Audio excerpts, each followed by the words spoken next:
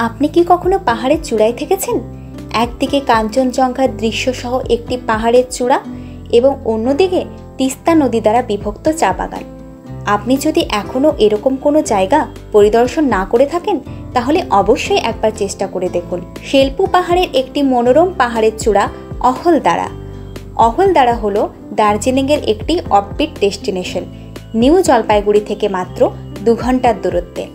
এটি কেবল কাঞ্চনজঙ্ঘার ওপর সূর্যোদয়ের চমৎকার দৃশ্য, তাজা অক্সিজেন এবং জৈব খাবারের জন্য উপযুক্ত নয়, বরং এটি একটি দুর্দান্ত জায়গা যা আপনার সারা জীবনের সুমধুর স্মৃতি হয়ে থেকে যাবে।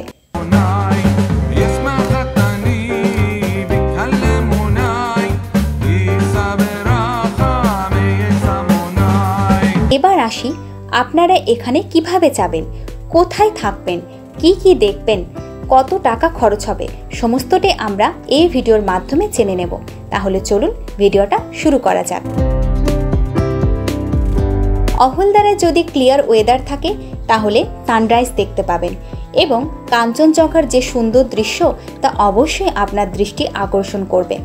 যদি আপনারা কমলালেবুর বাগান দেখতে চান তাহলে অবশ্যই অক্টোবর ও নভেম্বর মাসে অহলদারা যেতে পারেন।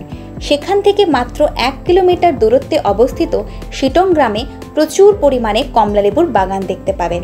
অহলদারার কাছাকাছি বিশিষ্ট আকর্ষণ যা আপনাকে মোহিত করে তুলবে। শেলপু পাহাড় প্রাকৃতিক সৌন্দর্যের এক মোহনীয় আয়না।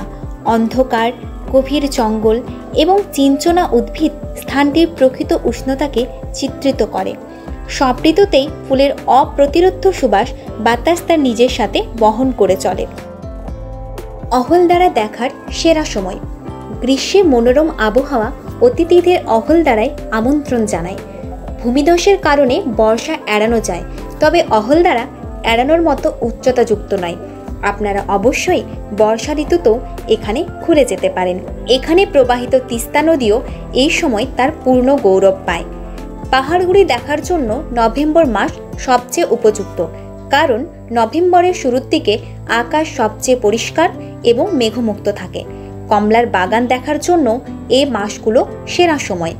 এই সময় পাহাড়ের বসন্ত রঙিন হয়ে ওঠে অসংখ্য রঙিন ফুলে। এবার আসি কিভাবে অহলদারাতে পৌঁছবেন। আপনারা যে কোনো জায়গা থেকে পৌঁছে যেতে পারেন বাগডোগরা বিমানবন্দরে অথবা নিউ জলপাইগুড়ি রেল স্টেশনে। যদি আপনারা বাগডোগরা বিমানবন্দর থেকে অহলদারা যেতে চান তাহলে সময় লাগবে প্রায় 1.5 ঘন্টা। আপনারা ছোট বড় যে কোনো গাড়ি পেয়ে যাবেন। খরচ হবে 2500 থেকে 3000 টাকার মতো।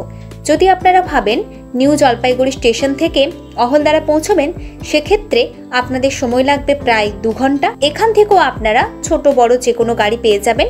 খরচ হবে 3500 থেকে 4500 টাকার মতো। এছাড়াও আপনারা শিলিগুড়ি জাংশন থেকে অনায়াসে অহলদারা পৌঁছে যেতে পারেন।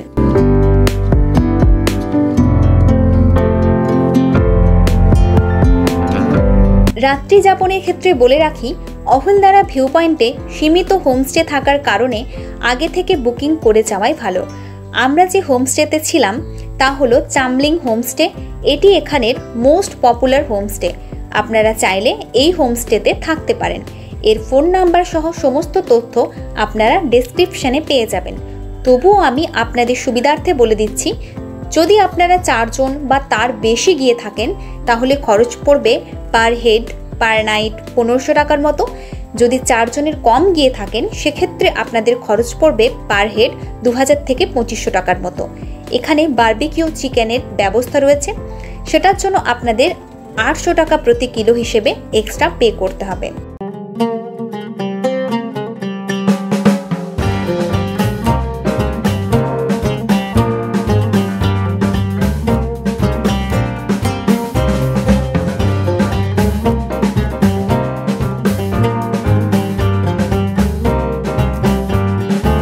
ভিডিওটি কেমন লাগলো তা অবশ্যই কমেন্টের মাধ্যমে জানাবেন।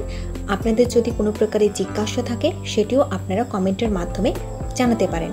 আমরা দ্রুতই আপনার যে রিপ্লাই তা দেওয়ার চেষ্টা করব।